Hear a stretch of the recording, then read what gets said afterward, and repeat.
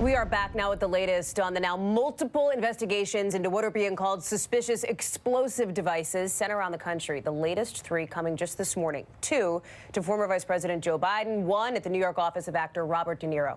Joining me now is Chuck Rosenberg, MSNBC contributor, former U.S. attorney, and former senior FBI official. Nick Rasmussen, NBC News national security and intelligence analyst and former director of the National Counterterrorism Center, is also joining us. And Nick, let me start with you here. The FBI investigation as it proceeds right now. They now have 3 more, frankly, pieces of evidence that they can use to try to track this person or people down. What are they doing right now behind closed doors? Well, I would say probably focusing on 2 things. In the first instance, they're looking at the devices themselves, trying to understand everything they can technologically about them, whether they are similar, whether they're identical, where the components came from, all of that. And the FBI is better than anybody in the world at doing that kind of work. But beyond that now, as you saw Director Wray out yesterday, asking for the public's help in this, asking for people to share information, yes, to call in tips. And it's my assumption that they're being flooded right now with information. Some of it useful, some of it probably not useful, but the FBI has the ability to kind of put a lot of agents in the field to follow up on these kinds of information. And Chuck, they have to sift through now all of that, as Nick points out. We heard Governor Andrew Cuomo just a couple of minutes ago on this show say he doesn't know for sure of more devices, but he expects there probably would be. Do you agree with that assessment? I think you have to think that there probably would be. You can't be satisfied that we've found them all. They may be lying in some postal facility somewhere.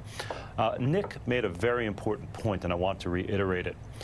Chris Wray, the FBI director, didn't just say, call us with information. He also said, call us even with the slightest thing. If you think something's wrong, if something doesn't make sense.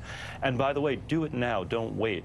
Sometimes, and Nick knows this as well, the tiniest bit of information can help steer an investigation in the right direction. Now, Hallie, there is a danger that the FBI will be overwhelmed with tips and information, much of which won't be helpful.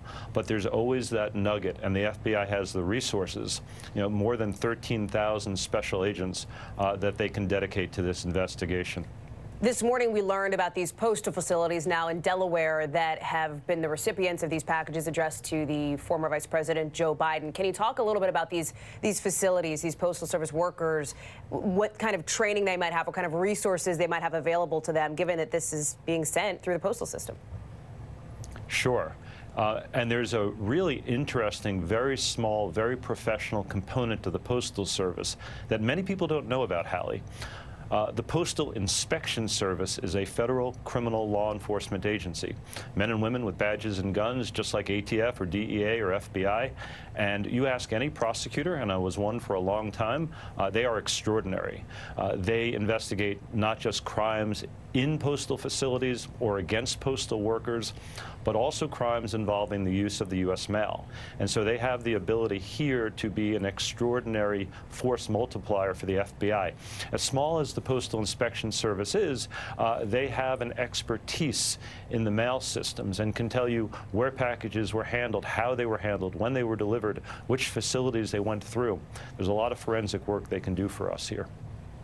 Nick, as you look at the packages that we've learned about so far, and I know we don't want to speculate on the person or people behind this, but does it seem to you like it is a person or people based on what you know now? Can you even go that far? I'm not sure I would go that far, okay. But one other bit of FBI activity I think we can count on is going on behind the scenes right now is the FBI looking at its current caseload of domestic terrorism cases. And I know Director Wray has said in public testimony that there are over 1,000 such cases in the United States right now where there are people who are under active investigation for domestic terrorism-related activities. So certainly the Bureau is looking at those individuals or looking at those cases to see if there's any commonalities between what they're learning about these explosive devices and the skills or capabilities that some of these investigative subjects may have. Joining us now in this conversation is Michael Balboni, former Homeland Security Advisor for the state of New York. Michael, thank you very much for coming on the program.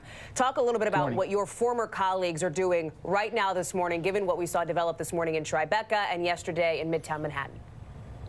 So the Tribeca device adds a new dimension to this in the sense that they're going after someone who's not necessarily political, though, of course, Mr. De Niro has been outspoken in his political views, but he's not like a George Soros where he has not been giving lots of money or been really active in campaigns, that type of thing.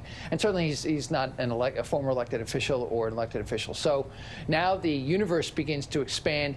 And the challenge here, of course, and the concern is that the individuals who formerly targeted had some type of protections associated with them, Secret Service protection or the mail going to a separate sorting facility. If you send it to individuals, obviously, it's, as we saw in the Austin bombing cases, they don't have the ability to screen mail like that. But of course, the benefit for those individuals who might receive these packages is that, of course, everybody's very well aware that these are the types of things that are out there right now, and so everybody is very, very acutely aware. The question, of course, still becomes, what was the timing on this, and how many devices are there? That's really the big question now, because we thought maybe this was an original spate of devices that was sent just to target these individuals, but now as they continue to arrive, it brings into question, when were they mailed, over what period of time, how many devices are there? That's the bigger question now. And Michael, I know you don't have a crystal ball, but given what investigators have right now, which is at least 10 pieces of evidence that they can look at and sift through, how long do you think it may be before this nationwide manhunt comes to an end? Can you even say? The pressure that is under that all the people involved in this are under right now is really extraordinary. And right before Election Day, it's 12 days before election, and everybody wants to find out who is this, what was their motivation, what were they trying to do, and that's the bigger question. But for the forensic investigators and for the people who are putting together this law enforcement case for prosecution by the Justice Department, they have to do the evidence analysis. They have to build this case as they investigate it and try to prevent other devices from happening. The big question again is, why didn't any of them go off?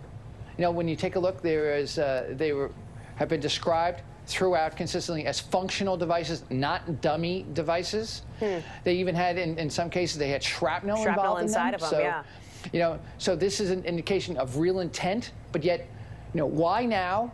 Why have none had gone off? What is the message, if there is a message behind that? And of course, the question we asked all day yesterday was, why would you send it to an individual that you should have known, if you had any type of awareness at all, that the Secret Service was going to be screening this, that the chances of success are very, very minimal. Michael Balboni, Chuck Rosenberg, Nick Rasmussen, thank you all for that conversation and for your expert perspectives. I appreciate it. This investigation, of course, is happening against the